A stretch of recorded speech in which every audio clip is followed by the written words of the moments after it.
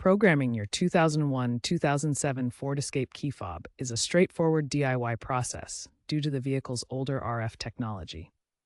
This method avoids costly dealership programming fees. Key fobs operate on RF signals, enabling remote locking, unlocking, and panic alarms. You'll need your original key, the new key fob, and access to the driver's seat. Ensure the new key fob is compatible with your car's year and model. Frequency 314 MHz is used in the USA. Aftermarket key fob programmers such as Scantech or Innova make the process even more simple and can be found on Amazon or eBay. To program your key fob, start by sitting in the driver's seat with all doors closed. Cycle the ignition key from off to on, not starting the engine, and back to off rapidly.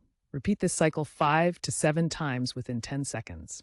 The car will enter programming mode, usually indicated by a chime. Next, press the lock button on the key fob twice. If you are programming multiple fobs, repeat this step for each fob within the allotted time. Finally, turn the ignition to on to exit programming mode. Test the new fob to ensure it works. The doors should lock and unlock, and the panic alarm should function. Remember to be patient, as timing is crucial for successful programming.